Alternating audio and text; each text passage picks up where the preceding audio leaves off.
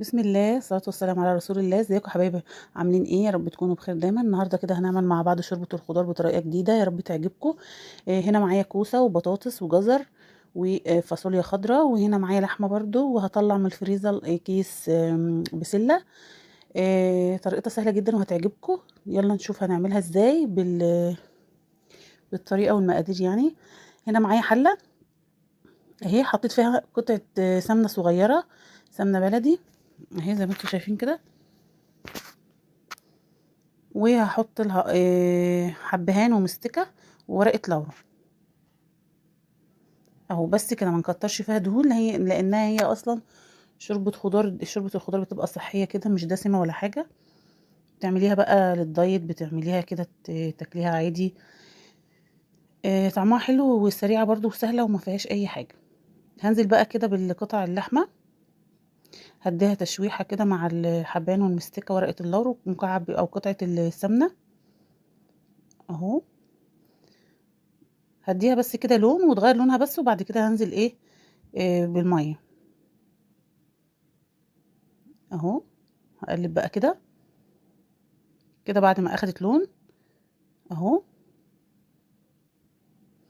هنزل عليها بالمية السخنة، هسويها الاول قبل ما انزل بالخضار عشان تاخد السوى الكامل بتاعها اهو. مش هحط لها طبعا اي توابل دلوقتي، ولا ملح ولا فلفل، لحد ما تستوي اهو. هغطي بقى عليها واسيبها لحد ما تستوي. هنا بقى كنت قطعت الكوسة والبطاطس مكعبات زي ما انتوا شايفين، وطلعت كيس بسلة والجزر والفاصوليا الخضراء اهي. وهجيب برضو بصلة هبقى اقطعها برضو احطها عليها.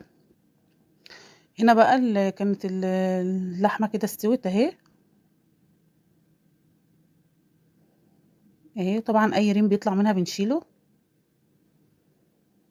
هنزل عليها بالخضار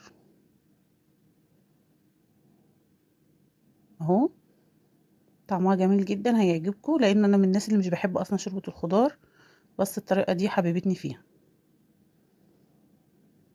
شوربة الخضار يعني عيانين، طعمها صراحة ما كنتش بحبها، بس بالطريقة دي حبيتها. هنا زي ما قلت لكم اهو، قطعت بصلة ومكعب مرق وفصين توم كده مفرومين. مكعب المرق ده بالخضار برضو اهو. هديها بقى تقليبة كده، واحط لها برضو معلقة صلصة كده جاهزة، عشان مش بحب الشوربة بتاعتها تبقى بيضة كده. تديها لون جميل كده، تديها طعم برضو اهو زي ما انتوا شايفين كده. سهلة جدا ومفيهاش اي حاجة، وكله ني في ني اهو. هحط بقى كده الملح لان خلاص اللحمة استوت، وهحط الفلفل اهو. هديها برضو تقليبة وهغطي عليها لحد ما تستوي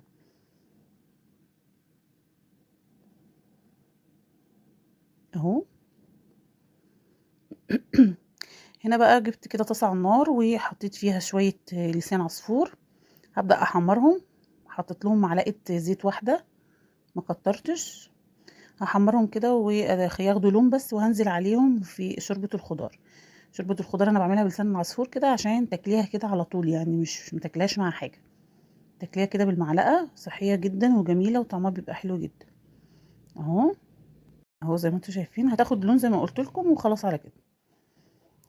وتكون شوربة الخضار جاهزة معانا، مفيش اسهل من كده اهو. تنفذيها في اي وقت. لو عندك كمان شوربة، مش لازم لحمة بقى ولا حاجة، لو عندك شوربة في الفريزر هتطلعيها وتحطي فيها الخضار، وتحمري شوية لسان العصفور وتنزلي بيها، مش بتاخد معاكي نص ساعة اهو. لونها خلاص كده كويس كده